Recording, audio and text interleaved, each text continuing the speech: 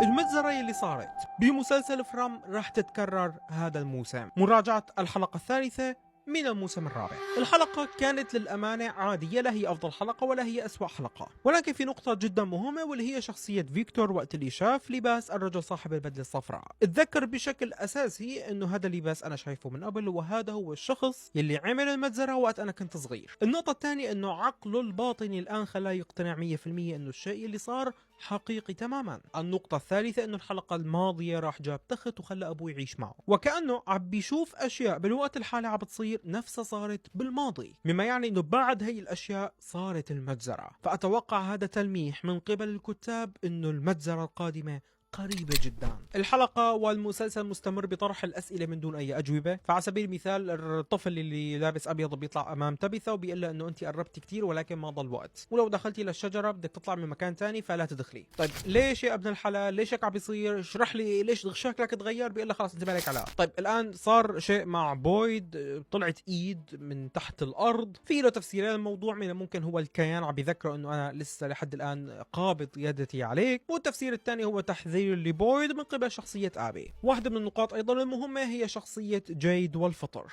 هذا الفطر ممكن يكون له تفسيرين. التفسير الأول إنه فعلا هذا الفطر ممكن يكون له وسيلة مباشرة لأنه ذهنه لجيد ينفتح ويصير تواصل ما بينه ما بين نسخ جيد السابقة. أو التفسير الثاني إنه ممكن هذا الفطر هو شيء لعبة من قبل الكيان لحتى يلعب بعقله لجيد. من الرموز الجميلة بالحلقة إنه القصص اللي موجودة عند الأطفال ممكن تكون مفاتيح القصة حقيقية. موضوع الغربان أيضا وقت اللي كان في عندهم جنازة وكأنه الغربان عم تتمسخر وبتضحك عليهم، يعني الكيان هو اللي عم يضحك وبتمسخر عليهم. تمثيل صوفيا للأمانة جميل جدا، تمثيلها رهيب، هي أقوى ممثلة بالموسم لحد الآن. كان في مشكلة واضحة ومباشرة برتم الحلقة، يعني بتحس انك انت وقت اللي بدك تدخل بجو الحلقة بيقفل المشهد وبيتحول لشيء سيء. فلو انك انت بتحس بشوية ملل، ولكن في بعض الامور الجيدة. فمثل ما قلت لك هي حلقة عادية، ليست افضل حلقة وليست اسوأ حلقة. بدي رايك انت تحت في الكومنتات عن الحلقة وتقييمك لها من 10، ولا تنسى تتابع الحساب، هذا شيء جدا مهم.